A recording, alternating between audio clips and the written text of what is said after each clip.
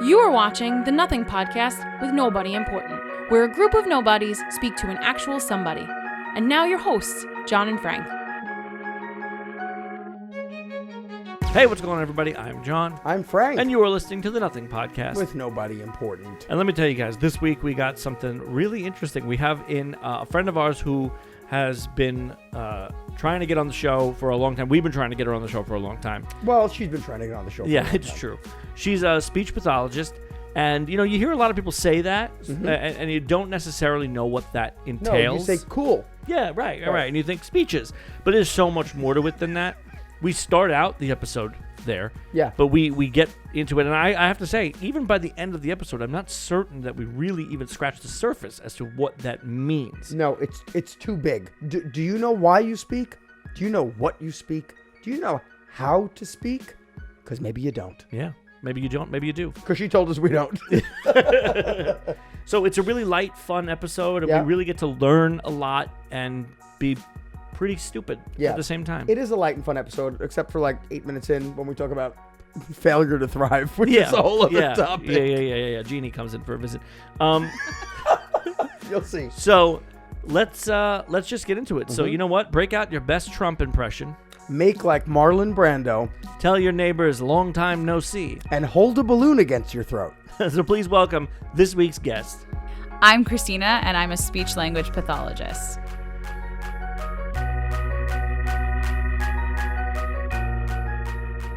Christina, welcome at long last. Thank you. We talked about you coming in on an episode recently, and now here you are. You didn't even know that happened. It did. Didn't know that happened. This is your second episode. Yeah. Wow. Yeah. Welcome, a long-time listener of the show. Yes. Since the very beginning, you always comment on episodes. That What do we've you done in love the past. best about our show? Just if you could start us off, it'll build us.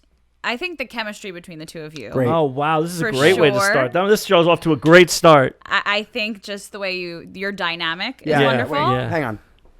Yeah. Okay. It's way better than the chemistry between me and Danielle. Okay. Ugh. So, this is a fun one. Speech. It's what we do, baby. We do it every day. The speech trippingly on the, everybody, tongue, Shakespeare. Okay. Okay, I was going to say beach. The beach? Speak the speech trippingly on the beach. What were you going to say, Adele? Thank you. What's wrong with you? That was really good chemistry, I'm just going to say. Oh, Okay. thank you. It Thank you, was. Danielle. So, speech. It's what we do every day. Everybody does it, and you know how. Let's start you off on a game. Okay. So, this is a lightning round. Unlike most lightning rounds, this one is not quick, and it's not speedy like lightning. No, and there's no test. No, and we're going to do it with you. So, Great. the lightning round this time, we have 3 famous speeches here in my phone, which I will pass to you when it's your turn. And what you're going to do is look into your camera when it's your turn. So, you're looking right into here, Okay. and you're going to passionately deliver the speech. You're not going to know what it is. You might have never heard of it before. You might have. You must passionately deliver the speech. And then in post, John's going to make it very magical. Yes. Also, I will say these are famous Academy Award speeches. They are. All right. So, you were going to pose with this Funko Pop of Danielle as your Oscar statue. Perfect. Here you go. Thank you. Yeah. Okay. Mine is kind of long, so I'm going to cut it down. Okay. And after he's done, we're going to take a guess as to who said this. Okay. Who's made this speech. Okay. Because I Okay. forgot. Don't be afraid to act. Okay. I would like to thank the Academy from the bottom of my heart. I would like to thank Emily Watson and Fernanda Montenegro and my friend Kate Blanchett and the greatest who ever was, Meryl Streep. Don't feel very deserving of this in your presence. Looks Meryl Streep. Okay, good. Keep going. But what I would like to do is thank Harvey Weinstein, didn't age well, and everybody at Miramax Films for their undying support of me. I wouldn't be in this auditorium, let alone up here, if it wasn't for 2 incredibly talented men. Our director, John Madden, thank you so much for all that you gave me. You are so inspiring. And to my soulful partner, Joseph Fiennes, who I share this with. I wouldn't be here without him. Blah, blah, blah, blah, blah, blah. Skip to the end. I would like to dedicate this to 2 young men who lost their lives very early. Harrison Kravis and my cousin Keith Paltrow. No giveaways. We miss you very much, and I thank you. Thank you so much, everybody. How was it? So does anyone have a guess as to who made that speech? Gwyneth Paltrow. Good for what movie? I don't It's know. Couldn't tell you. 1998. That's right, Shakespeare in Love. Shakespeare.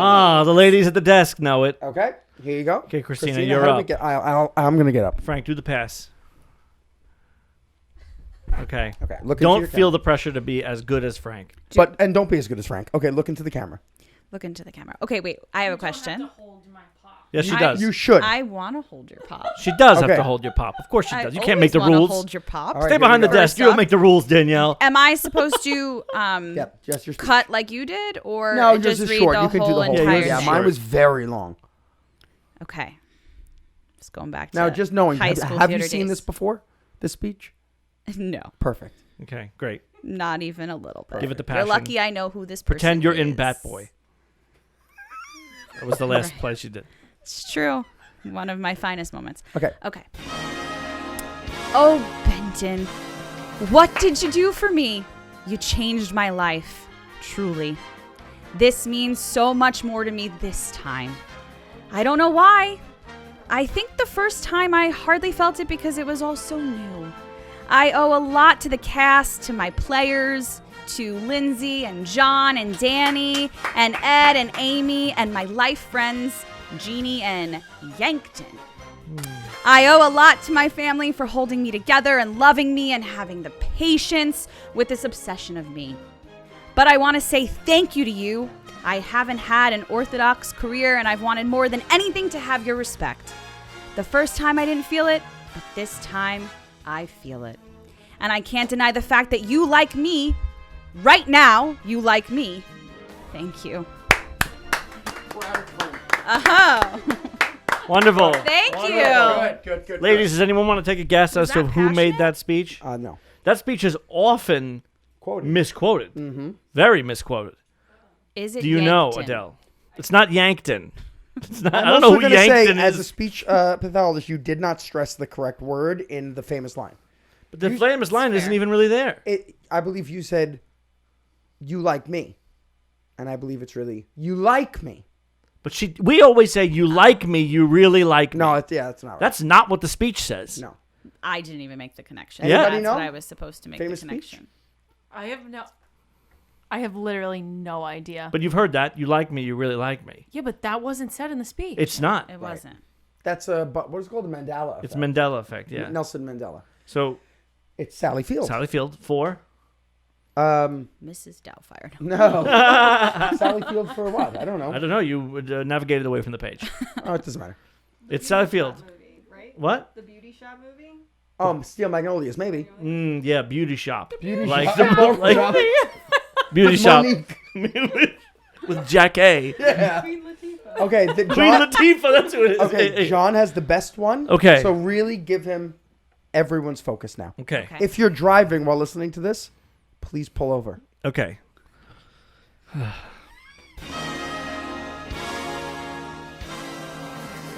Hello. My name is Sasheen Littlefeather. I'm Apache, and I am president of the National Native American Affirmative Image Committee. I'm representing Marlon Brando this evening, and he has asked me to tell you in a very long speech, which I cannot share with you presently because of time, but I will be glad to share with the press afterwards, that he very regretfully cannot accept this generous award. And the reason for this being are the treatment of the American Indians today by the film industry. And on television in movie reruns, and also with recent happenings at Wounded Knee.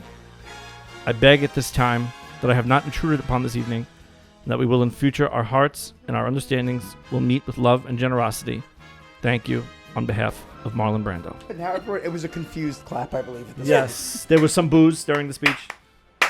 Thank you. So does anyone have any Does questions? anyone about that know? one? Does anyone know that speech? Anyone know that famous? Danielle does. I do. Oh, Danielle does. You played that for me Yes. multiple times. Yes. So that was Sasheen Littlefeather accepting Marlon Brando's Best Actor award for The Godfather. I don't mean to laugh.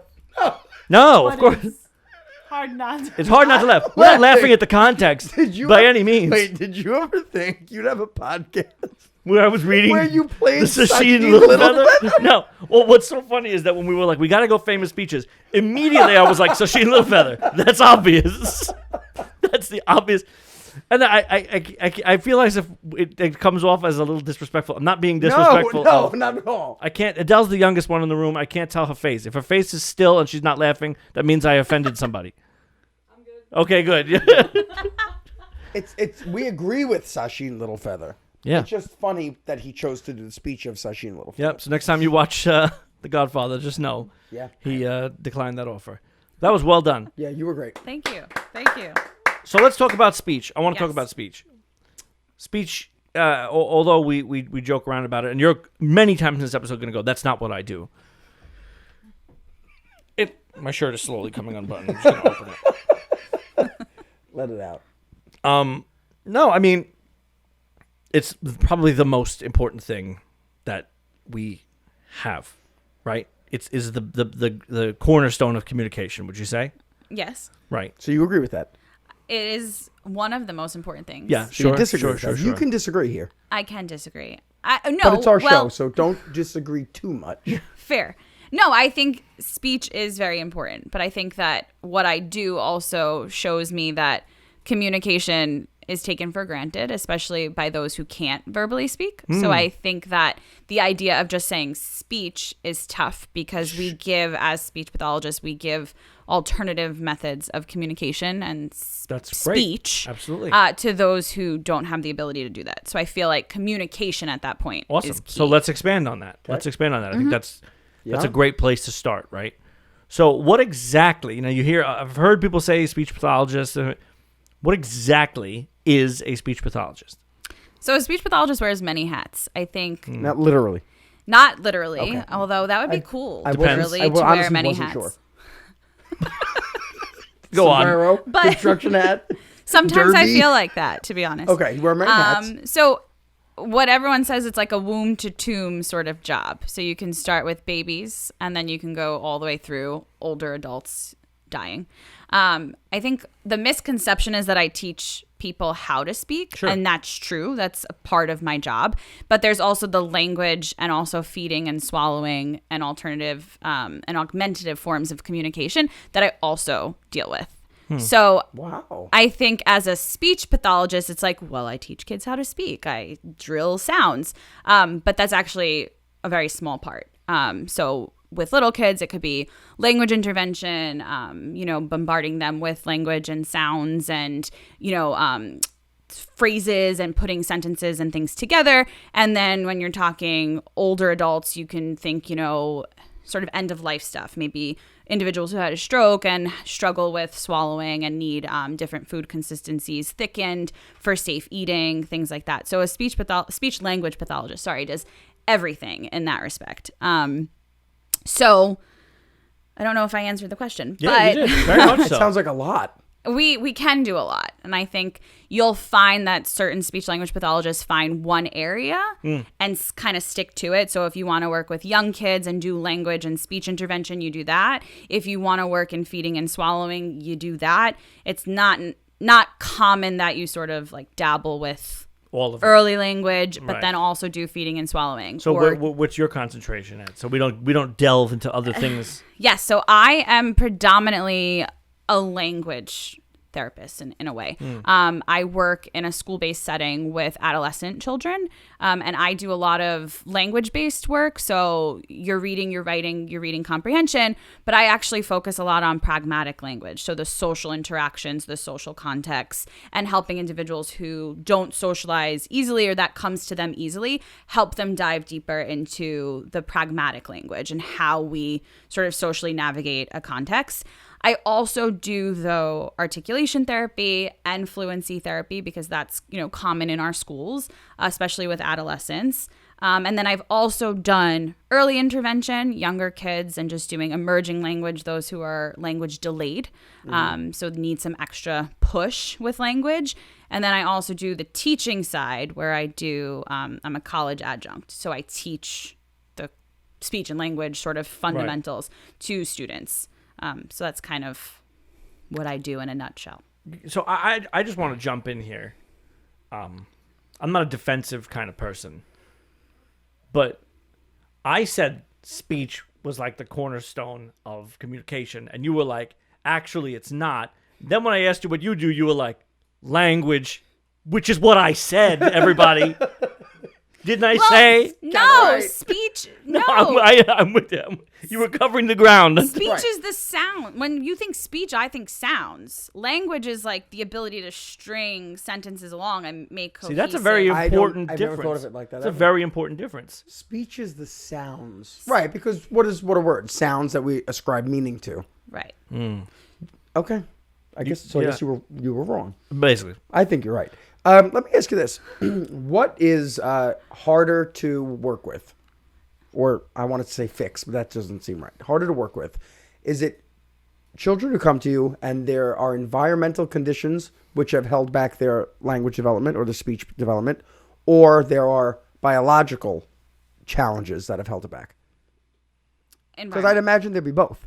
Like Totally. you work with both. Yes. Right, okay. I think environmental challenges for sure, because what I do can't be done in isolation. And a part of my job is also teaching families and caregivers to be able to generalize the skills that we're doing in speech and language therapy to do at home. So I think environmental factors do play because, 1 time or 2 times a week for 45 minutes isn't going to do much if that's not being reinforced somewhere else. So Because environmental. John and Danielle just had a baby, and we've argued about this. They refuse to talk with her. They won't communicate with her. No. And they leave her in a dark room Blinks at only. least 12 hours a day. Only They, blinks? they think it's going to make her psychic. Right. But I think it's abusive. Totally. Listen, Have you heard of Jeannie? Yes. Jeannie But- is But the, only because I work in education. fair. She's Tell like John the about speech Jeannie. and language Yeah, person. yeah. So Jeannie. Jeannie was a young girl who was, I don't know if she was tied, handcuffed, or whatnot to her crib, and there was like a toilet near her, and she was given food maybe once a day, and it was this whole like nature versus nurture language debate. So does our language develop from nature, meaning it's inherent within us and we can learn it no matter what? Or is it nurture where we need that social But interaction? how is that even a question? but It's she, not wait a minute. obviously The child nurture. was handcuffed with no food, and we're asking about how she's learning to speak. There's like so many other things. I wouldn't even be like, but the question is she going to learn to speak naturally? It'd be like, is the kid going to live? Right. And when she was found, she was, I think, 12 or 13 years old. What? 13? Oh, Maybe she was way 8. longer. Maybe I don't. I've seen it 1,000 times. I've also taught it. I should know. I should know specifics. She was old. She was old. What this story tells me is we really don't need much. If she lived to 13, handcuffed, Well, she was right. Yes. Jeannie, come on. No, I think she Jeannie's was tough. I think she was 8. Maybe. Hey, 8 is Eight still is enough. still alive. 8 Well, is because enough. the You ever see other that show? Well, no, because it was also showcasing that there's a critical period of language that young children learn language between the years, like really dive I into can't it even by sleep 5. on the couch one No, night. But did she learn to speak? Eventually, there was some issues with like what happened to her after, and like some care and foster care and things like that. But eventually, she was taught basic communication and Yeah, was able sure. to do it. Sure. I will add the psychological component here. This was Yes. what we would call failure to thrive. Right. Which is when a child doesn't get the basic need of attachment, which is literally held by the parent. They cry, the parent picks them up. They feel internally in their nervous system that their needs are met. When they don't get that, they can die. Not because there's Danielle's no food crying. or water. Adele, can we get Danielle crying, please? This is really hurting my soul. On a very special episode of the Nothing Podcast. So, yeah, that's failure to thrive. I would imagine Right. that was Jeannie also. So then she'd have several medical conditions would come out of that also. I mean, that's literally from not being picked up and not being tended to. Right. But not because that would hurt her, no food or water. She has all the things she needs. Literally, there's no contact. Right. That's called failure to thrive. That's terrible. Wow, this episode really, sucks. That's really. Yeah. So remember when you were Sorry Sasheen to Little bring Feather? that up. No, all right, let's bring the mood up. I want to talk about Helen Keller real quick. So, how did that come about? Right? That whole thing, right? How'd She that work? communicates. She eventually, I say it like she's a character in a story, which she is, but she communicated. Wawa, right? She says Wawa. So, how the miracle worker, there's nobody with me on this? The miracle worker. I'm not talking about Wawa. Helen Keller. Unless you're talking about a New Jersey convenience store chain, I'm not talking about Helen it. Keller was impaired, We know. Deaf the and balloon on her blind. neck. I know. and then she learned to communicate. Right. How do you learn to communicate That's true. with no senses? No, not no senses, but no sight, no speech, no sound. Yeah. Still learned to communicate. How do you get in? Like, how do you get into that? Like, Tactile, like the ability to touch. And so I would imagine, and to be honest, I don't know much about. She touched the water. She said, Wawa. Right, she did. But I would imagine her teacher did Named? a lot of. wasn't it Anne? Anne something? And Darrow from King Anne Kong. Darrow. I thought Anne No, Darrow. not from Anne King Darrow. Kong. Anne. King Kong. And the other one there, Anne. Anne of Green Gables. Go on. I just want to say to everybody listening, I know there's someone listening who constantly, I don't know who it is, but I guarantee someone's mixing up Anne Frank and Helen Keller. It happens all the time. Oh, that's a regular And it's thing. also That's- Danielle. yeah. Those two poor girls. Okay, go on. Get them straight. You should set the record straight then. Yeah. It's obvious. You use Wikipedia. So I would imagine it was all tactile. So the ability to touch somebody else's face, like her teacher's face, and as the teacher's making certain sounds, and to feel the sound, which is Danielle articulation Danielle is therapy. dying. Danielle's crying or right laughing? now. She's Adele, you cut to Danielle, right? Just leave the camera there for a little too long. What are you laughing? So, what? She doesn't like that I brought up Helen Keller, but I think this is valid. No, of course. How It's can you valid. teach someone to speak who can't see or hear? Yes. I'm still laughing about Wawa. Wawa. She said Wawa. I know that because my mom played the teacher in The Miracle Worker when she was a kid. Wait, What? I hate to do this to you, Okay, call but my mom. we've done it last episode. Let's just call your mom Yes, and we find did this out. on Halloween. We called my mom too. I didn't know Here. that. How long have We're I gonna known your find out the mom? name. I didn't know that One she day. did that. We'd ask her what the name is. That's why we're calling. One day We we're now going love to talk call about. John's mom on Is the it show. not Anne Boleyn? It's not. Anne Boleyn was married to Henry VIII, or one of them. One day we're going to talk about. Mom. You- Hi. So you're live on the show again. I have a quick question for you. Surely. What is the name of Helen Keller's teacher that you played in elementary school? Annie Sullivan. Annie Sullivan, of course. Oh, there you go. Wait, I'm telling the famous word. I got a few things still in my brain. Yeah, we were talking about it's a Helen Keller, so that's why Annie Sullivan, she taught her Wawa, right? That's right. Yes. Okay. Mary Okay, my Ann- dad is singing Ed Sullivan from Bye Bye Birdie in the background.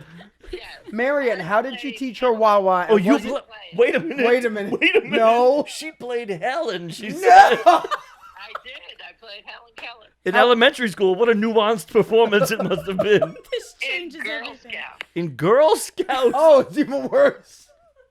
How, Yes, was it On good? the stage with my mother as the Girl Scout leader, of course. So that's why I got the lead. Isn't your mother's maiden name Sullivan? No, Sullivan. My grandmother's name was Sullivan. Sullivan, Yes. that's right. Annie Sullivan. That was her Annie name. Sullivan. My great grandmother's name is Anne Sullivan. Oh wow! What a great! An interview on.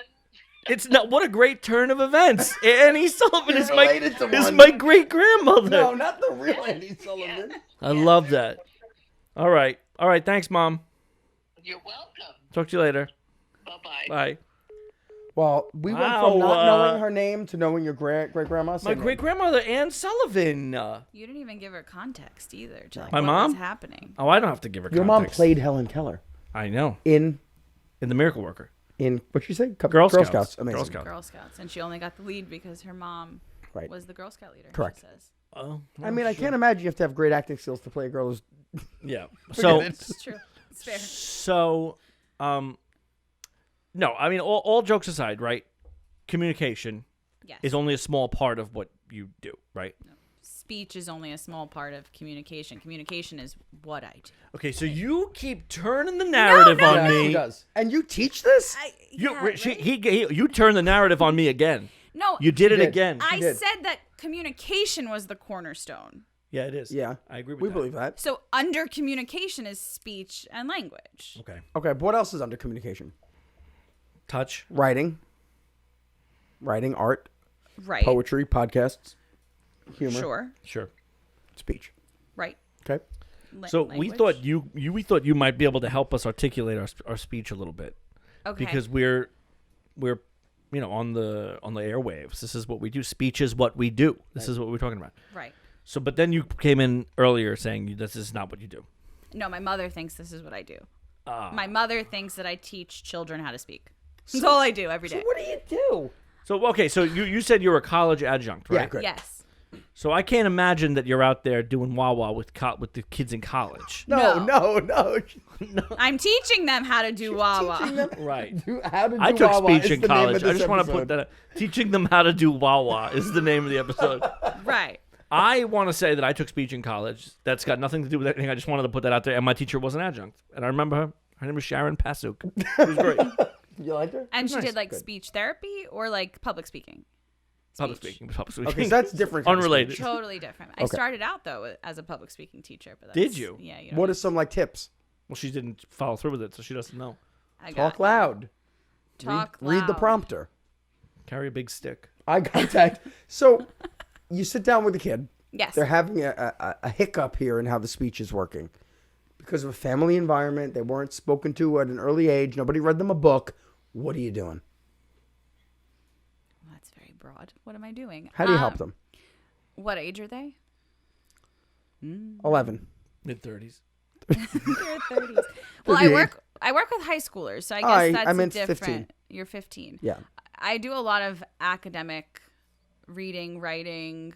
I do a lot of language support in that respect. So it's a lot of, yes. No, so like what's an example of like a child would come in having trouble with blank and you would help them by blank? Just Right. pick an example, not something that you do. Just, Yeah. I mean, it could be something you do, but you don't have to say that it is. Okay. So if you want me to give speech, I'll give speech. So if a person, Oh confused. man, I your don't class like must be a this. blast. Okay, language. Wait. No. So if What's a on the student syllabus? A has big question mark? trouble with WH questions, for example, Okay. understanding the difference Good, yes, good, between who, what, when, where, why, and then I can't imagine this how. takes more than 15 minutes to explain to them. Takes a while. Okay. Okay. Because if you think about WH questions and the ways in which we answer them, right, it changes. You don't Right. answer a WH question the same way every time. Right. You Right. could say like this. It's not a WH, so how far away are you? 10 minutes. It's a distance question. You answered it with time, but it makes sense. Right. Sure, okay. See? That's nuanced. Right. That's not what you're talking about. Well, no, it is. I do nuanced things because in high school it is nuanced, right? Okay, It's got not it. just basic. Who is this story about? Yeah, it's not that. It's about Frank, whatever. It's a great story already. It's more nuanced. It's inferencing. It's looking deeper into the question or the reading to be able to answer subsequent questions or to write a paragraph about it or whatnot. So a lot of it is diving into, let's say, a passage that we're reading. And yes, it's stopping. It's reading the paragraph and then stopping every once in a while, checking for comprehension, asking those questions. Reminding them if I'm asking a who question, it's about a person. If I'm asking a where question, it's about a destination. Sure. So giving those sort of clues. Are there any So- quick little tips or mnemonics or like remember this that you have? No, I have a nice graphic organizer. You do. I like that. I do. A graphic organizer of pictures of like who, what, when, That's where, important. why, That's important. how. And so it gives a visual of Right. like a who question is this. Because that probably is easier than explaining it, because explaining could also get lost Yeah. in the muck of the issue. As I'm getting lost in the muck of Right, this no, issue. no, right, Yes, listen. yes, because no, it's It tough. is clear here on this show so far that you really know what you're doing, and we really don't Right. grasp it at Because all. every time we say speech pathologist, you go speech language pathologist. Right. Like I want to know who the person who goes like this? No, it's a diphthong, or you go.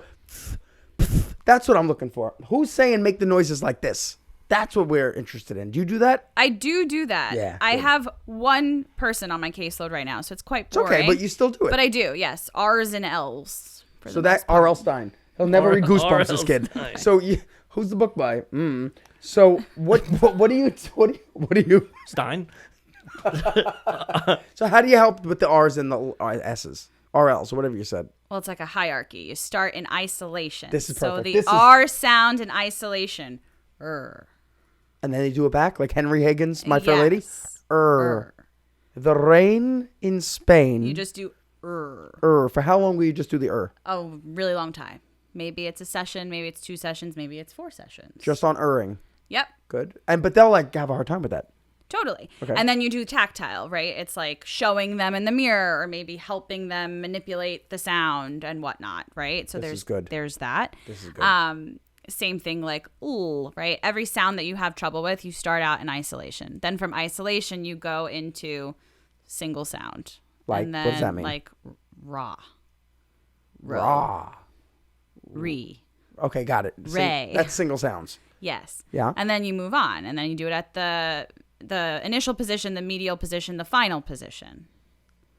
Then you do it in sentences, initial, medial, final position. And do you like celebrate with them when they're able to say the word? Yes. And do they get so excited? Yes.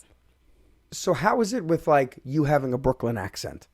Are all the kids you teach just going to come out sounding like you? So I'd like to think when I do, It's an awe like that. I try to be neutralized Got it. in my accent, unless you get me really mad. Then the But Brooklyn you are comes really out. neutralized, I would say. It sounds Yeah, I pretty think neutral. so. I think it's from my like training in it, Right, and, right. and professors pointing it out to me and whatnot. That I've tried to keep it as neutral as possible. I'm not a newscaster, that's for sure. But Right. I try, but I think it comes out here or there. Right. And what about kids who have accents?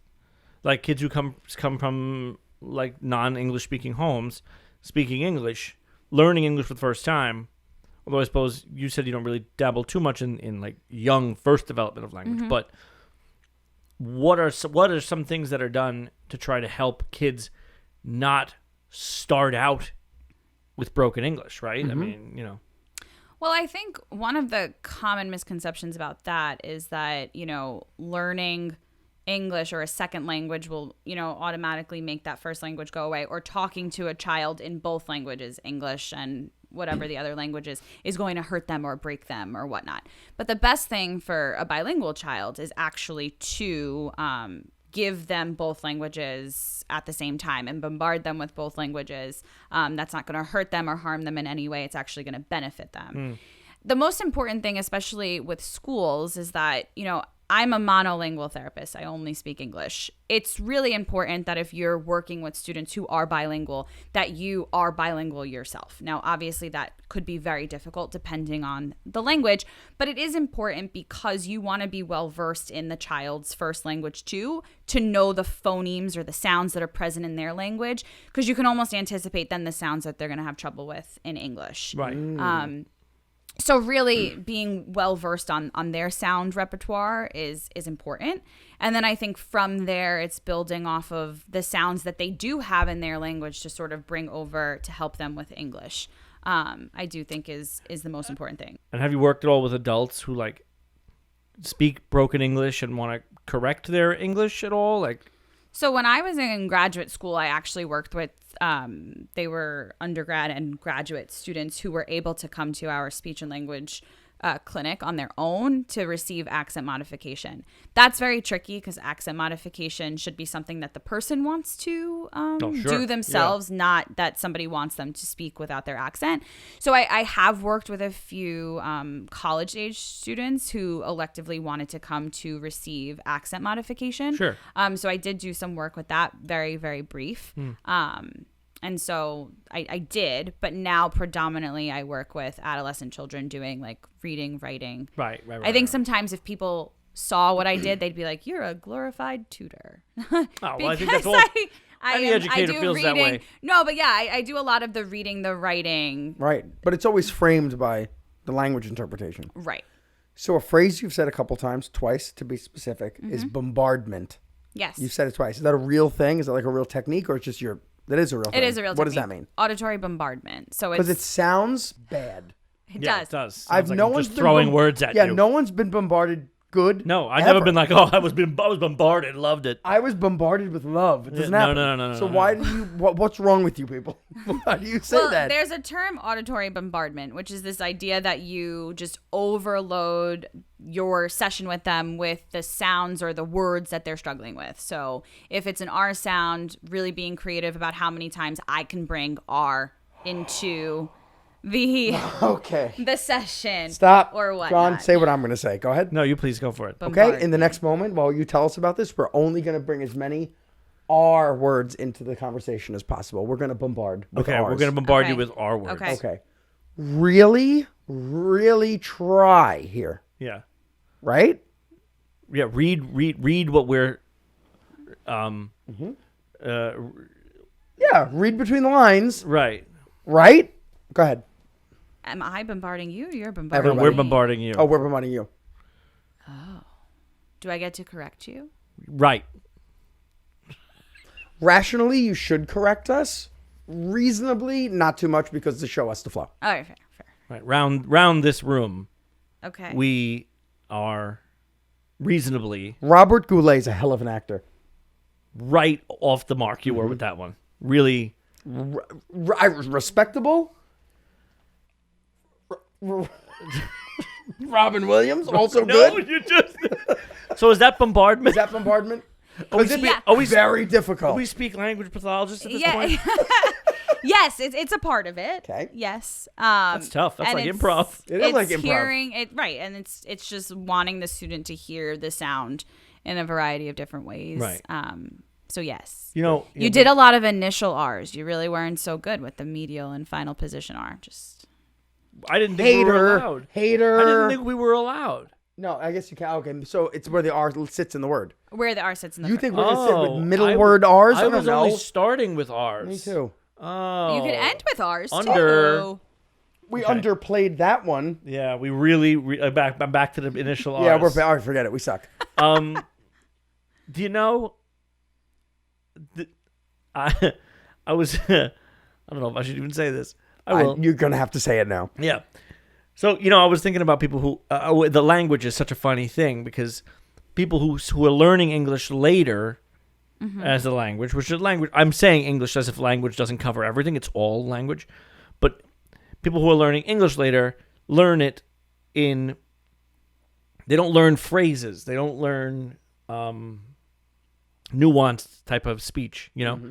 And I was speaking to one of my neighbors. I knew it already. I was speaking to one of my neighbors not too long ago who doesn't speak much English, speaks with a heavy Chinese accent. I'm not going to do the accent, but speaks with a heavy Chinese accent. And so I'm always trying to kind of just in my head, I know that I'm going to not really understand. And he said, "How's your father? Long time no see." And I said, in my head, "Well, that's wrong." And I went, "Oh, wait, no, it's not." I found the cross between broken English and English phraseology that we've landed on long time no see. Which is actually a real thing. Which is a phrase. Yeah. Right. And for that one brief moment, we were on the same page. And I said, "He's fine." So what do you think of that? I think that's fine. There's nothing Okay. wrong with that. Nothing's Is wrong with there that. nothing? No, there's nothing wrong with that. I think what I will say is that those phrasings and things like that become another nuanced part of speech and language, like idioms and things like that. Of course. Like, that a lot of my students have trouble with. So I imagine some of your work dips into learning disabilities as well, right? A lot of big part of that. There's a guy on TikTok that I follow and I follow a lot of folks on TikTok with learning disability. I don't know why. I just Special it's needs. kind of special needs, heartwarming type. I like Yeah. a lot of neurodivergent types on TikTok that I follow. Love it. That's a good word. It is a good word. Neurodivergent. It is a good word. Neurodiverse. Yes. It's an important word. It is really important. And he does a tip of the day, and he reads off his calendar the tip of the day. And I have no grounds for this. I don't know for sure if that's what this is, but Frank and I have talked about it before. Each tip of the day is basically when someone says it's raining cats and dogs, that does not mean that there are cats and dogs falling from the sky. And so I am assuming, without knowing, that this calendar he's reading off of is basically a daily phraseology. Don't take it literally because, folks On the spectrum, on the probably. spectrum Right. might not understand the nuance. And I think that's such an amazing thing. What a great It's thing brilliant. to explain some of that common phrased language that can muddy up your understanding, right? Totally. That's probably a calendar of figurative language, if I had to guess. See, I wanted to look it up. I wanted to look it up. I couldn't find anything, but I didn't type in calendar or figurative language. No. Yeah. A lot of my work now, currently, I work predominantly with students on the autism spectrum. So that's a lot of my work now. So, fluency, articulation, that's super secondary. It's very minor. Predominantly, my caseload is adolescents with autism. And I do a lot of the social aspect of figurative language, too. Because think about it. If you're lost in a phrasing of something, or in your head somebody says something to you and you're picturing literal cats and dogs raining, now you're very confused as to what the person's saying, and you've lost then everything else that's come past that, and now you're stuck on it. You don't know what it means, so now you're perseverating on it, and you've lost everything else that they're saying, so now you're lost in the conversation. So I do a lot of work with that too, and that's the pragmatic language, which I had said before. That's the social, and that's really I think the most fun that I have is really diving into the social skills and teaching social context and things like that, because that's the most fun, especially in high schoolers. And you know what's funny with especially on the autism spectrum, it's the communication and social communication, especially, which is kind of where language falls, is the crux of the issue a lot of the time, right? So, like, it's so important to be able to break down those language barriers, even if there are no literal language barriers, it's understanding barriers, and it's so important to be able to do that. But it's going to be so difficult. I mean, imagine explaining. I mean, you don't have to imagine it. You do it. Imagine explaining, like, common everyday phrases. Mm-hmm. Like, it's hard to even break them down, like, literally, because it's not naturally. Yeah, we say a lot of stupid things as people. Well, we also say a lot of stupid things. Well, we say stupid things all the time. But in terms of phrase, some of them are very stupid that we don't think about. Yeah. But those are nuanced. Do you find that with kids who are on the spectrum, or people who are on the spectrum, do you have to teach them humor? Or, that's supposed to be a joke because they don't get that nuance necessarily? Sometimes, yes. And then do they think it's funny? Or it's just factual? Like, It depends, I will say. A lot of times, I do have students then who, like, understand it and find it funny. A lot of what I do, though, also is, like, the reverse of that. They're trying to make a joke and recognizing when you're using the humor. Do you have to work with eye contact, too? So I actually hate eye contact. I've noticed the idea. Really? I hate the idea of eye contact and teaching eye contact. And I'm more of a social development type of person, and thinking more contextual and not like these rote social skills that we teach kids. And I think that eye contact is not always natural for people, even if you're not on the spectrum. Mm-hmm. And the other thing is that if you're teaching eye contact in isolation, then we become eye contact robots. And then I'm just staring at you and I'm saying what I have to say. I like it, though. And you may like it, and other people may go, oh, gosh, that's not right. Yeah, right. It's a threat. But a lot of people find the lack of eye contact to be weird. Right. So I teach a strategy of, like, you want to check in with the person that you're speaking to, check in with your teacher at the front of the board or the room or whatever. And a check-in is just like a quick, you make eye contact, you say what you have to say, and you move away. Right. I don't teach eye contact as, like, it's respectful, this is what you do. Mm-hmm. I teach it as, like, most people want you to make eye contact at certain points. Here are some contexts where it's important to make some eye contact, not all eye contact. And a lot of the work that I do with students on the spectrum is also the advocacy piece. So going into a job interview and saying, eye contact is really hard for me. When I look into your eyes, I'm actually hyper-focused on what I'm saying or whatnot, and I'm not actually focused on the conversation. So me looking away actually helps me to understand what you're saying. And so I give the self-advocacy skills of that, so that students now feel empowered to go in and advocate and explain the why, not just say, I'm bad at eye contact, but explain, like, I'm not going to do this as often as you probably would expect me to. Here's why. That's great. Right. That's great. See, I think we should normalize the lack of eye contact. I agree. Let's do it. Frank? Yeah. We're going to open this show, and we're not even going to make eye contact with the audience at the beginning of the show. I think that's something we should do. To the last conversation, also eye contact in some cultures is not a thing. Right. Correct. It's disrespectful to look someone in the eye. Absolutely. Correct. Just And saying. you know what's funny? Now that we're on camera, it's a little different. We don't do it anymore. Right. But when we did the first 3 seasons of this show, we would tell the guest, just FYI, while you're answering a question, I might be on my phone because I'm reading notes that I've written the show. Yep. Right. Now we've basically just decided we're not going to write the show anymore, Right. so we don't write anything. But Right. used to be we would read. It used to be we would read some of our bullet points while the guest was answering the next question. Now that we're on camera, we can't really do that. Right. But but we had to preface that because the guest would think we weren't listening. Right. Right. But you don't notice the cue cards behind your head, do you? I don't. No, that's There good. are I no- also there are- just there are realized also that no I'm cue cards. speaking of this eye contact, and I've never once made eye contact with the audience. With the No, that's audience. good. Yeah, That's no, good. That's they're weird. they're just weird. with you two. There is no which audience is what anyway. I should be doing, but bizarre. Right. So we had another game, right? Yeah. We're gonna play another game. Okay. I'll give it to you. Start us off. Okay. It's a rating game. So Christina, we're gonna do a Yes. rating game. Okay. What do you want to rate it in? Articulators. Oh, articulators. You Okay. have quite a vocabulary. Do you you know do have that? a huge vocabulary, which I guess you probably should need to have as a speech language. Yeah. You probably didn't even Dude, realize you have a that's- large I vocabulary. want to rate it in headbands. You do. Wait until you watch this. Fair. Wait until you watch this episode. You're gonna be like, oh wow, I'm saying a lot of stuff. Yeah, you sound very smart. I would hire you. Yeah. Yeah. And I will. Thank you. Okay, so Okay. we're going to rate this in headbands because you're wearing a headband. Headbands. Okay, so this is famous speeches. Okay. I have a dream. Martin Luther King, MLK. 1 to 10. You know the speech. I do. You don't. There's no implications of how you give the speech. You've heard the speech.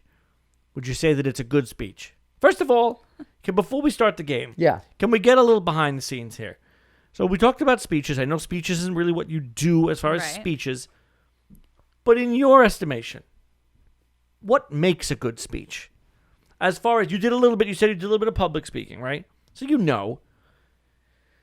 Speech, communication, inflection, passion. What makes a good speech or speaker, in your opinion? I think it's all of those things like you're saying, but I think what's important also is how the speech is written. So it's grammatically correct. It's got a beginning, a middle, and an end. There's a flow and a cohesion to it, which is a lot of what I teach. It has like an opening that hooks you in and makes you want to listen. Like when but the priest also- starts with the joke. Right. Right. It's not necessary. Yeah. Right. But It's- he's trying to get you. It doesn't work. I'm just going to say it. Most It of the doesn't time, work. it doesn't work. No. Right. The church Right. is losing numbers weekly. Right. Numbers are dropping. I say cut the joke. I agree. Good. I also think you should cut the question to the audience that no one will answer. Yeah. Oh, nobody's so uncomfortable. Nobody's gonna go. Yeah. Does anybody remember what Jesus said at this point? And everyone just looks. Oh, the worst. Right. Right. Constant, regular priest thing. He'll say, remember, does anybody remember what Jesus said at this point? He said, be not afraid. And then he gives it. Then he Yeah. gives the answer. Jesus didn't say He be gives not you- afraid, did he? Yeah, he did. He He definitely did. said be not afraid. Oh, You- religious reference nailed. There you go. So In my head was the whole song. Be not afraid, I go before you Adele's over always. there singing hymns. He must have said Adele's it. singing hymns, trying to go through it. I was going, do not be afraid, I am with you. Yeah, that's it. Ah, there you go. Oh, that's another one. Do That's not be another, afraid, I'm right. with you. Yeah. By the way, we're in the market for a priest on the show. If anybody knows a priest, send him our way. So what makes a good speech, right? We've discussed it now. Yes. So now we're going to go back into the game. Yes. Yeah. I have a dream, Martin Luther King. 1 to 10. You've heard the 10. speech. 10 10. headbands. 10 headbands. Good speech. It's a good speech. Motivational. He also has like he had a way about him. Way about that really makes you want to listen. Gets the crowd going. Totally. Great. Okay. The Gettysburg Address. That's 4 score. 7 years 7 ago. years ago. Our forefathers. You know it. That's all I know. Abraham Lincoln. One of the I'm best gonna- speeches, if not the best speech ever written. I'll give him 8 headbands. 8. Best speech ever written. 8 headbands. Okay, The widely considered. monotone of it gets me. Oh, well, there's no recording. I don't think you've heard him say it. Yes. They Yes. didn't order. No, that's or- Daniel At the Day-Lewis. Hall of Presidents. In the hall. Oh, In the Hall of okay. Presidents in Okay, Disney I get World. that. So we're voting against the guy who played him in the Hall of Presidents. Right. And on that, I would say at least 8. But 8 no more than No that. more than 8. Okay. No. Okay. On the moon. One small step for man. One giant leap for mankind. That's how the Admittedly, speech goes. I don't know that speech. That's it. That's the whole thing. And it was wrong. What? You don't know this? No. The radio signal cut out. His speech is one small step for a man, one giant leap for mankind, which makes sense because he's one man taking that step. Audio signal cut out. It reads as one small step for man. What's funny is I would never say that. I would never say that that's a good speech because, and as you saw I just did this time, he does just like this. One small step for man, one giant leap for mankind. Like he's falling off a cliff. He's in fucking space. One giant leap for mankind. I don't hear you. Oh. I don't hear you in the other room. He's on the moon. He's really in a studio in If you California. ask Danielle, he's not there. Ask Stanley Kubrick. Okay, next one. I'm going to say, I don't know. I have to skip two because I don't really know them too well. Bring it back to our man, JC. The Sermon on the Mount. Sermon on the Mount, Jesus Christ. Right. What exactly did he say on the Sermon on the Mount, Frank? Is that the Beatitudes? The Beatitudes. Right? Beatitudes. So that's like Adele. Let's cut Adele. Adele doesn't know the Beatitudes. Thank you. Blessed are the poor in spirit, Blessed are the Yes. meek. for they shall inherit the Inherit the earth. earth. Also a song from Little Shop of Horrors. Right. Right. So what do you think of the Beatitudes? 5. Do you think he might have said, guys, just be attitude, and then they wrote it down wrong? Wow. Jesus getting 5 headbands. That's it. 5 headbands. This is Jesu Christo himself. Okay, what about... I don't think it was it doesn't sound like it was the Beatitudes. It's a list. It's more a than list. It's It's not a speech. But they so gathered. He stood. They sat. It's a speech. I don't know if that's a speech. What about... Now, this is another one that I only know one line. The Pearl Harbor. This is a day that will live in infamy. Who's that? FDR, right? I have no idea. I have no idea. Yeah, it's not a great one. So 1 headband. One headband All for those lives lost. The day that will live in infamy. Not in your world. Okay, I don't want to get to the funny ones yet, so I'm going to take this. I don't know what it is. We'll fight on the beaches. Winston Churchill will fight on the beaches with the whole... Was that in The Crown? It might have been. It was in the Sure. Crown, yeah. He so was boring. John Lithgow's interpretation of... He was boring. He was Winston Churchill incredible. is one of the most dynamic speakers of all time. Maybe not in The Crown. John Okay. Lithgow is one of the greatest actors of all time. Listen, she's coming at it from a speech perspective. She knows we don't. If she gives it 1 headband, I got to go with it. So it's garbage. Maybe. Winston Churchill, garbage or not garbage? That's what you got to say. Garbage. Oh, whoa. God. Winston Churchill. I was actually waiting for you to ask me about the King's speech On because Downing- that's also We can't. That's always- Crystal Leah's the bit. King's speech has been It's tread Crystal Leah's ground, bit. but We can't yes, do it. the King's speech. Do we like the King's speech? It was a nice representation of fluency and a struggle with fluency, also known as stuttering. Yes, I did like it. Okay, King George, we like it. Okay, that's him. Yeah. Can Okay. I rate one of his speeches? What about this is Let It Go, Indiana Menzel. Was that a speech? It depends. I If you take the mean, music out. Yeah, it's a speech. I gotta go like 9 headbands. It's a good Okay, song. Winston All right, Churchill. Jesus It's a gets good a 5. song. Jesus got 5. Because there's just a lot of power there. You could Jesus. feel it. It's true. You could She's- feel it. You That's could right. feel why she wants to let it go. She's empowering you to let it go. And she's right. Ask any little girl And if they're she letting knows it the go. words to let it go, and they do. Ask any little girl if they know the Beatitudes. None. But also ask any little girl if they know let it go and they sing it with the intonation. They and do. The They inflection. have the It's- passion. It's catchy. You're right. Every little girl goes, let it go. They yell it loud True. because right, they can't know. hold it back anymore. That's Right? You right. get it. You I get have a it. follow-up to that, and I wish Joe was here because Joe truly does it well, but I will give a famous speech now. Okay. You know what I'm going to say? No. Yes, you do. And now the wickedly Yeah. talented Adele Dazeem. Adele Dazeem. What do you think about that speech? That's The John wickedly Travolta talented mispronouncing. One and That- only Adele Dazeem. Negative headbands. I don't think like it's a that 10 one. in my book. I think it's negative headbands. Okay, now I'm going to give you one that I know from a film. You've probably never seen the film, but you might know the quote anyway. Okay. It's I'm mad as hell and I'm not going to take it anymore. Do you know that? Now, it's from the movie Network. He yells it No. out the window. Now, you might know it from every Mets game ever. They play it on the thing. And they say, let's go Mets. And he goes, I'm mad as hell, and I'm not going to take it anymore. And everybody's supposed to cheer, and then the Mets lose. Don't know that. No? And now I'll get divorced good tonight one. because I don't know that. It's a good one. You got one more. I got one more. I know it. I didn't need the phone. Speech. Today we celebrate our Independence Day. Come on. That would be Bill Pullman from the film Independence Day. Big, rousing number, Us Against the Aliens, also on the 4th of July, of course. Right. And you give that, if it's not a 10, I got to ask you to leave. All right, so let's give it 11 because I'm enjoying my time Have here. you seen the movie? No. You've never seen the movie? No. I sound smart, but I know like nothing else. Okay, well, I don't know if seeing Independence don't- Day makes you smart No, or but not smart. I don't know like pop culture. Not that it's Bill pop Pullman- culture, but Okay, first of all, Independence Day. he looks good in a suit, but now this is the 11 o'clock number, sleeves are rolled up, ties off. He says, Okay. whatever the whole speech, and then he says, today. We celebrate our Independence Day. so 11 headbands. Okay. I'll give it 11 But headbands. when we're saying it, you could I feel it. could feel it. I Yeah. could feel it. When the tie comes off, you feel I mean, I it. don't know if he has a tie for that part. He does. Oh, he all does. right. He does. I have one more speech. Yeah. Yes. I don't know if it's the whole speech, but there probably is more before this. But then it goes like this. Get off my plane. Oh, that's also Harrison Ford. I was so scared watching that movie when I was 9. I was so scared of That's it. Air Force Air Force One. Yes. Never seen it. Get off my... I've never seen it. Passionate. Get This off is a direct appeal to all viewers. Send John hate mail that he's never seen Air Force One and he's a movie buff. It is a fine piece of filmmaking. Somebody send me the 4K Blu-ray disc of It is not Independence Day. Of Independence Day. Air Force One. Air Force One is incredible. Send me Air Force One, somebody out there. I want Air Force One in the mail. You have a birthday coming up. That's true. There you go. Okay, one last one. Yes. The greatest recorded speech of all time.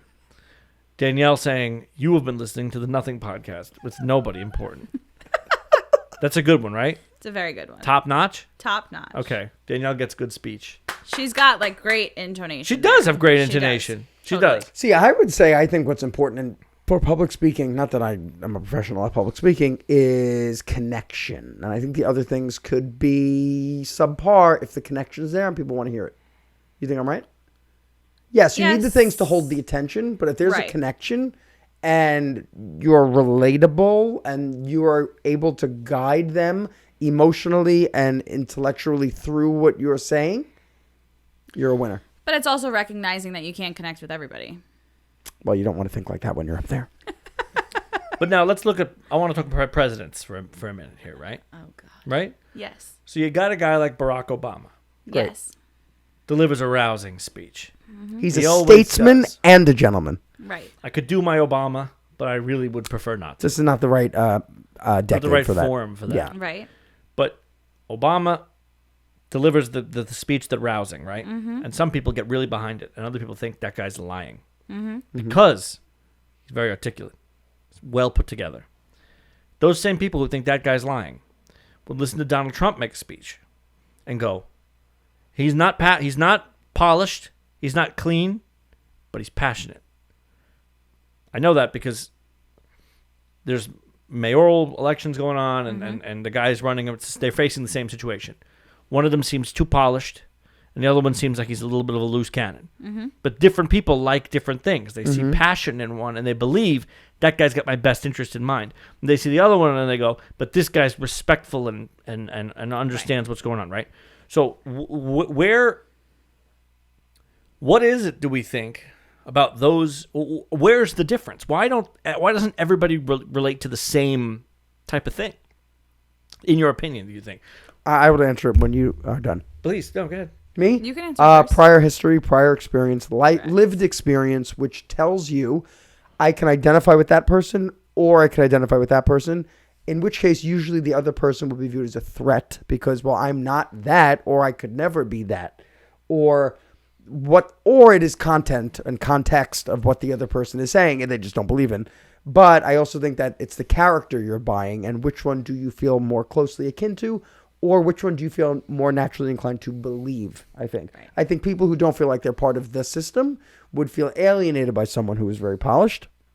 And people who are in the system and respect authority and do give credit to government in some level would not feel threatened by that and feel like that's a person who has their best interest at heart. So I think it's history. I think it's family. I think it's upbringing. I think it's culture. What's your answer? I was going to agree with you on that. Oh, no. Gotta go that way. There it is. Hands met right in front of the camera. That was communication. I was going to say that, but also go back to your piece of connection. I think connecting to the person and understanding or seeing yourself in them, I think is something that also... Right. We should also say all politicians are cartoons, is what I believe. Yeah. Right. It's just which cartoon do you like better? Because everyone is an exaggeration. When they're Totally. at that Oh, level, yeah. they must be an exaggeration of something. Right.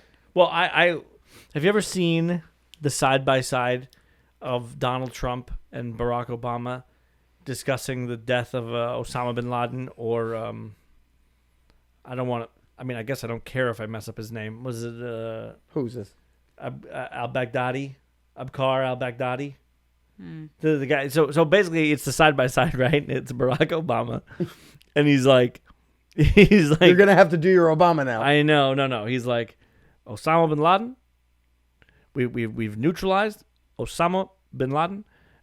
We've snuck in. And whatever. The threat has been neutralized. Mm-hmm. And then Trump is like, Abu Bakr al-Baghdadi is dead. And he's like, our men snuck in quickly, quietly, and as it was, and again, it was like he neutralized the threat. And Trump was like, he died like a dog. And it's like two different people, Amazing. like two different things. And he's like, the body has been taken to his family and held aside. You do a good Obama. Thank you. And then Trump was like, they didn't even go through the front door. You know, normally you'd think you'd not go in the front door. No, they didn't. They went in through the back. And he's like... Okay, wait. Trump is just always telling a bar story. He is. That's the problem. And then Obama... And then not to keep going on, because you could look it up. And Obama is like... he's like, I want to thank all of our armed forces for going in and taking care and doing this with a matter of respect. Yep. And then Trump is like... he's like... I don't get any of the credit for this, which is fine, but maybe I should. And it's just like, but people, to me, I'm like, people listen to that guy and go, that's the guy I like. Well, because people think of it and go, oh, he used words that I understand. Yep. And he was on my level. Absolutely. I was able to understand him. Dumb. And I that's would it. say what Trump, and this is not a political show, but what Trump wasn't able to ever get right is code switching, which is switching what you say and how you say it in different settings. The way I speak to you right now is not how I would talk to my boss. Say we know how to code switch. Right. Trump can't code switch, but code switching is a sign of intelligence. But they're like, well, There's none there. There's no sign of because life. they're saying, well, this guy, look, he's just this, he's just himself. Hey, that's not good. You need to at least put on an act a little bit, is my Right. opinion. You're a statesman. Requires a different level of speech than what you'd say at the bar. Right. And some of the things that he would say connected to people Yeah. because it was easy to understand. He connected with us. Let's be honest. You and I would laugh all the time. Look, we don't like him in particular. No. Hilarious. Trump's hilarious. Terrible, but so I used to unintentionally hate that funny. I found him funny. I hated that I found him funny. But he was funny. But he wasn't trying to be funny. No. Right. but You the weren't things laughing he's- with him, right? But things you're he was like, saying. it was Laughing at him. outrageous. Even going back to what, in my opinion, is maybe the most heinous thing he ever said, when he was talking about the reporter, and I have that image ingrained in my head of him going, "Oh, I don't know," it's like, the reporter. I do know. I'm not going to do the hands, obviously, Terrible. but that It's nuts. that sticks with me. Like, the things he Right. would say We- when he came on at 3 a.m. and was like, "We won by a lot," and then you know what? Lost the next day. So like, but the thing is that people want someone who they resonate with based on the things they say sometimes and based on the way they say them other times.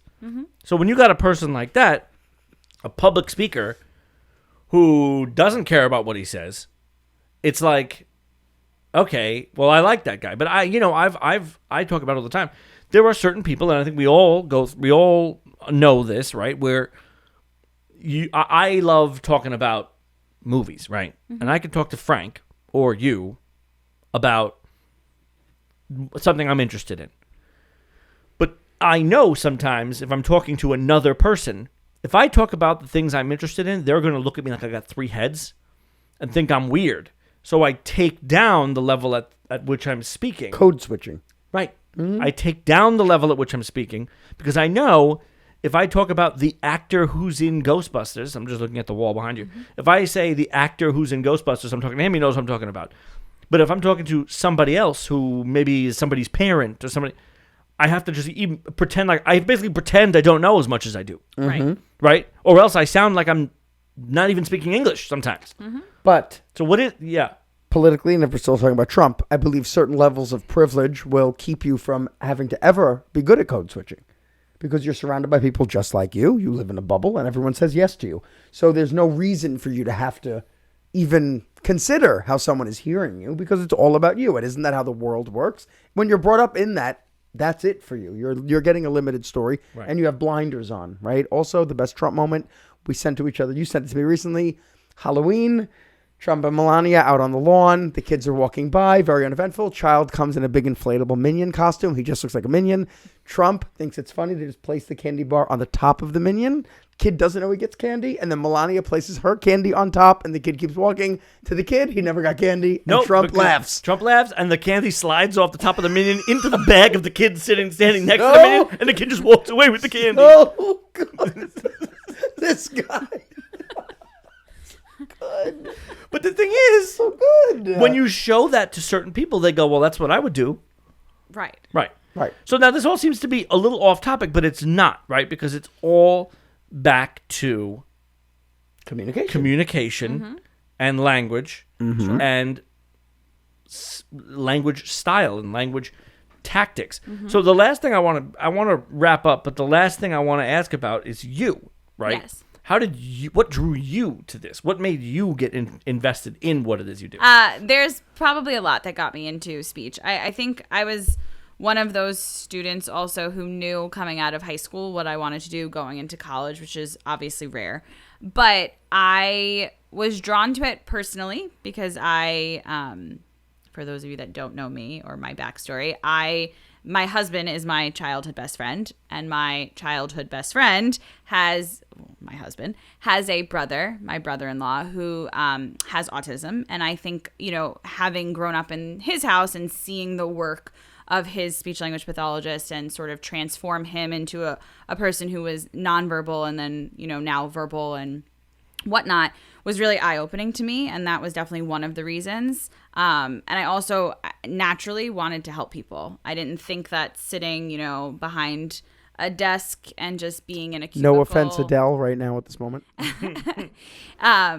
I just didn't think it was for me. Crunching numbers and having a business degree just wasn't for me. I needed that people interaction, and I think I needed to see what I was doing mean something to somebody, and that's how I ended up where I am. I needed that piece. I also am a people person. I needed that connection to feel like I was making a difference every day. Right.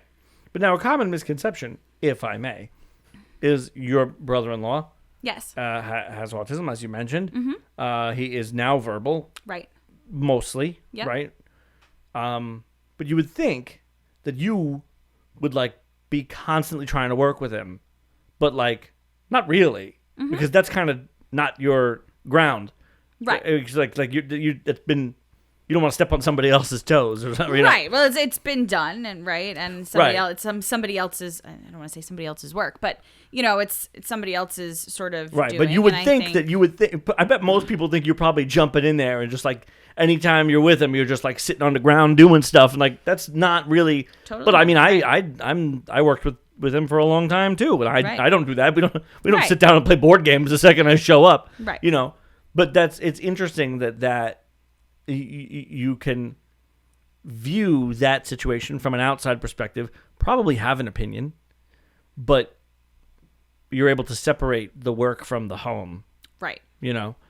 I think also the work that I do is specific, now, and because I work with adolescents and I work with a variety of different abilities, I think it's interesting to me to sort of see my brother-in-law and see other people personally who have had speech therapy and whatnot, and then also see then the kids that I work with, and also have a very different view, because as speech language pathologists, we also have our own ways of doing things and whatnot, right? And so somebody who might be more like a behavioral type of approach or an applied behavioral analysis type of approach where you're drilling might not be, you know, my perspective, where I come from, you know, a social background, and this idea that like social and relational is really the foundation and important. So I think as speech language pathologists, we all have different approaches for certain parts of speech and language where we can have an approach, right? I think establishing rapport and working with students and families, you know, we all kind of have to do. Some of us are probably better at it than others, but those are things that we kind of have to do. But in terms of like being a speech person or being a language person or being a social person is totally different. And I think our styles become very different. And I think that's, you know, what makes it unique also. And I think as a speech language pathologist, you know, working with adolescents, I also think that I've had to change sort of my first approach. When I came out of school and I was working with young kids, or when I was in school and working with young kids, my approach was much different now, you know, then than it is now. Like I never saw myself working in a high school, and here I am. And now I don't think that I could ever work with young kids, which is where I kind of saw myself, because my perspective and my practice has changed based on the students that I've worked with. Right. I have a final question. Yes. Have you ever wanted to follow a celebrity and try to help them? Yes. Oh, tell us about This that. Interesting. prior knowledge of me, Frank. Yes, when I was in the Bahamas with my now husband, then boyfriend, I ran into Michael Strahan, and by run in, I mean he was online ahead of me waiting for... I feel like if you ran into Michael Strahan, you probably would end up in the hospital. That's right. I wouldn't be here. That's kind of his job. He and his girlfriend were online waiting for a slide at Atlantis. So I guess they like to vacation there. Okay. And I was several people behind, and I really had to convince my husband to like not let me go up to him, because I really have wanted to give him speech therapy for his lisp. What does he need help with? He has a lisp? He has a lisp. Okay. Because of the gap between his teeth. But I will say I was very upset. I think it was last April Fool's or the year before, where he then fixed the gap and didn't have, or still had his lisp, but fixed the gap because that's his staple. So I didn't want to change the staple. He did fix his gap? It was a April Fool's joke. He told people that he did.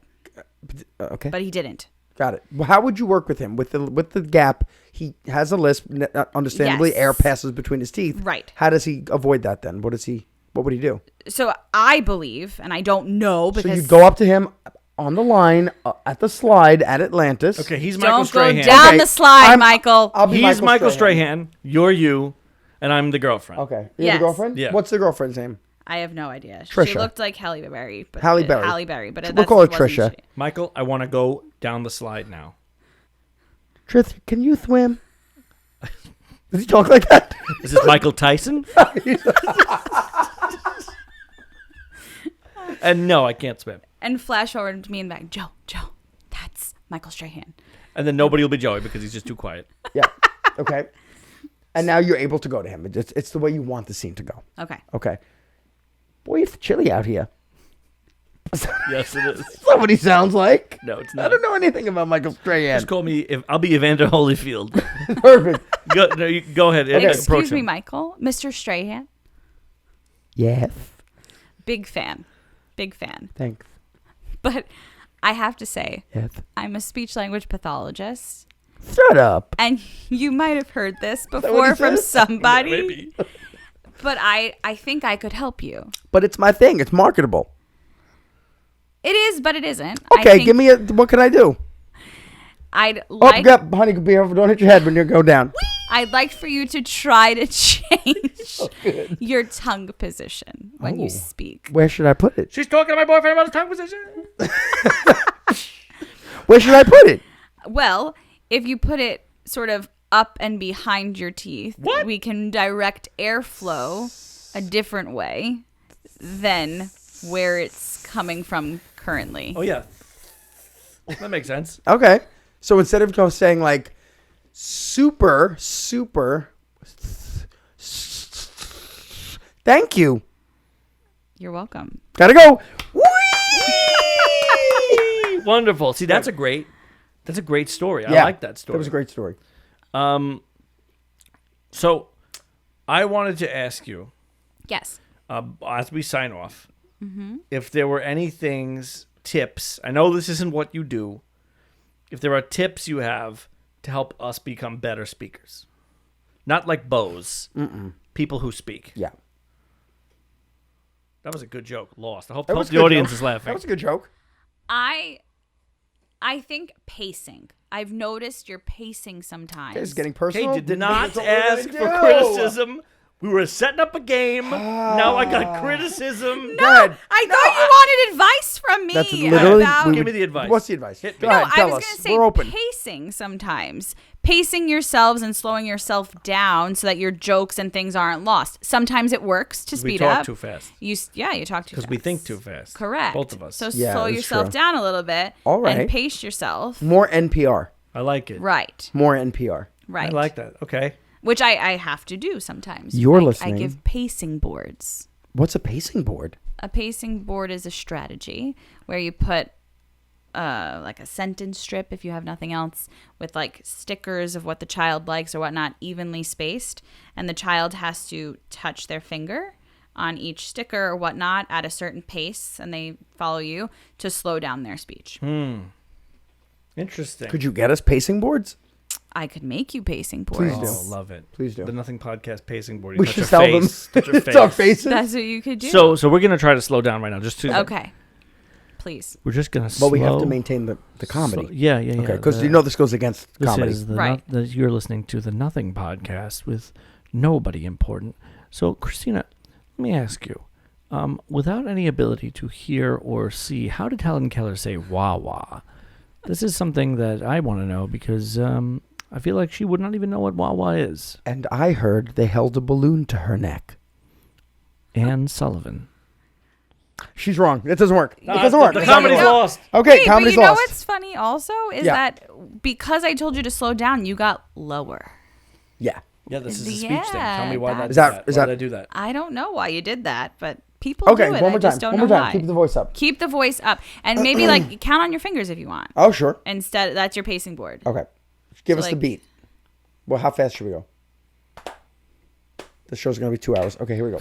I want you to show me some examples of things we can do so that we can speak better. Can you do that for us? You also gave Jesus 5 headbands, which I think is insulting if he is exactly who he says he is. Okay. Adele? She's sleeping. Okay, great. Doesn't work, Christina. You're wrong. I'm sorry. No, really though. So what can we do? Give us some tips. Give us a game. Give us a voice, a thing we can do. An exercise. You said you had some things. I had an exercise if you were like a person who stutters. I'm or not. Fluency. You're gonna ask I me to know, now pretend I to be a know. person No, who stutters no, like no, Trump? you shouldn't do that. Oh, I don't know. But bringing it back to presidents, Joe Biden has a stutter. He sure does. Yes. And a lot of times he was criticized for his speeches and whatnot because he actually, great interview he gave, I think, with the Times. I don't know, remember, maybe it was Time Magazine. I don't know. Time But he involved. gave Time's a involved. great interview about his stutter and this idea that like he changes out words that he wants to say at the drop of a hat if he knows that he's going to stutter on it or if he feels the stutter. A lot of individuals who stutter feel when they're going to stutter or know, trigger sounds, trigger words that will make them stutter. So he actually tries to switch words. He was talking about how he tries to switch words in the moment, which often makes him sound ill-prepared or sometimes not making sense. Mr. Biden, you've been putting it off long enough. We do need you to discuss the water crisis. And he doesn't do it because it's a tie back to the Wawa. Okay. Yeah. Right. But for him, he probably started what we call fluency shaping strategies, which is purposefully slowing down your speech and hitting your sounds so that it slows the stutter in a way. So I was going to give you some fluency shaping Okay. Give me because I some. thought you might enjoy this syllable slowing, but also light articulatory context because I feel like We do always like that. You've Yeah, I love liked that. I my always love that. phrasing. Yeah. So for purposefully slowing your speech, think about a sentence, have it in mind, and I want you to break the syllables. And I want you to... I don't know what that means. So, in a word like lemon, Yeah. I want you to say Le. lemon. Okay, got it. Okay. And I want you to kind of ease your way into it and slow, really like lemon. And sort of slow the syllable into the next syllable. Okay. But think of a sentence. I got one. Okay? Think about the syllables. Okay. Got it. Hold this first syllable. Oh, we're 2 doing it in our seconds minds? and go. No. And then I Okay. want you to. So now you have your sentence? Yeah. Yeah. Okay, who's going first? Frank. Frank, Knew you go were gonna go first. That dog is brown. You had a lot of single syllable I can't help it. words That's the first there. sentence I thought of. That dog is brown. Did you Okay. think of a sentence with a dog? No, Okay. Do you have multiple syllables? I do. Okay, good. Okay. Today is our Independence Day. You were much better at breaking up the syllables. I had you. monosyllabic words. Well, that you failed. Thank But you made me think of the you. sentence before you said what it was. Oh, Nailed fair. it. John was good. John had it was. And really then good. for light articulatory contacts, thinking about, let's use P's and B's because those you can see and feel. But Oh, like yeah. the P, so if you wanted to say Plosives. put, Okay. yes, put. I want you to feel the P. Huh. Round those lips, give me that air, and then say the rest of the words. So Okay. John, you want to do put? This feels like a fucking Lifetime original Wait. special here. John learns to speak. no, that's, He's doing very- it. He's doing it. that's very like hard though. He's not doing it right. But I have to think of a sentence with P's and B's in it. Peanut butter. Yes, you do. Buh. Can it be in the word? Yes. Okay, I got one. Okay. Abu Abkar Baghdadi died like a dog. But he does the opposite of light articulatory contacts. Why? Because the idea of light articulatory contacts is that you're gently touching your articulators Right. and not forcing He them punches out. it, right. He punches them out. And people who stutter, individuals who stutter, who have blocks, they can't Right. get the sound I out. got it because they get right. It You're becomes a very demented. hard sound for them. So you try to eliminate the blocking by making Adele the are sounds crying. lighter. So I have to pull. I can't hit the B's No. so hard. Abu Abkar Baghdadi Exactly. died Yes. like a dog. I didn't say it. You Trump already, said you it. already sound like really good. Thank you. So Good that's job. great. Thank you very much. You're welcome. Say it one more time. I didn't hear it. Sorry, I was laughing. I'm crying. Me and Adele are It crying. goes like this. Abu Abkar Baghdadi died like a dog. He really improved. Thank you. Trump needs some of that. He does. Yeah. Great. Christina, This was great. I want to thank you for joining us. Thank you for having me. Teaching us or attempting to teach us everything about what you do and then letting us just be stupid around it. Yeah, we covered a lot of ground here. Yeah, I have to say more even than some guests, you clearly know what you're doing. And I hope I it's- do. No offense to anybody else. No. Yeah. No, all of our guests know what they're doing. But this show particularly, not because we're stupid. You've broken through us being stupid. You clearly know what you're doing. Thank You're you. passionate about what you do. Thank you. And what you do is super important. Far more than we could even probably state. Like I said, I go back to the beginning where you told me I was wrong. But communication is really the cornerstone, right? And so that you shaping that for anyone, youth or otherwise, is you're helping people in society. You know what I mean? Right. It's hard to explain. It helps people connect, ultimately. You're helping people connect, right? And Yeah. it's so important. I can't state it any other way. Yeah. I mean, Yeah. I say it all the time. We always say oh, this guest is important, and we always mean it. But what you're doing is really important. Yeah. Thank you. You needed us to tell you that. Maybe. Good. I And need we you to needed tell you to me tell us. one more thing. What? We talk too fast. No. Oh. In your opinion, was I better than Dr. Joe? Well, I mean, Dr. Joe was the number one first episode, so there was nowhere to go but up. So Yeah. you're at the front, and he's at the back of the line. You know. For reference listeners, he's my husband. Yeah. Plus, we've asked him to come in to talk about COVID, and he hasn't done it. So I would say you were equal. wow. Ugh. We'll let the ratings decide. Equal. We'll let the number of listens There you decide. go. There you go. That's not fair. We'll have you both on versus. Oh, that's a good one. Yeah, we'll do that. How a pediatrician and a speech pathologist really screw Right. up their child. And now what I think we should do, the last thing, as in a sign-off, we do it as quick as we can. Okay. Just to tell her that we know more than she does about how we're supposed to talk. Great. Go for it. Ready? Christina, thank you for joining us. You're very important. It was really great having you back, and we're going to have you on again. You've been watching The Nothing Podcast with Nobody Important, a cool side production with your hosts, John Panepinto and Frank Caiati. Produced by me, Danielle Rose Fisher. With contributors Tom Zaccheo, Adele Wendt, Doug Shine, Joe Hagopian, and Matt Hunt. Find us online and watch full episodes at nothing-podcast.com. And be sure to review and subscribe on Apple Podcasts, Spotify, or wherever fine podcasts are distributed.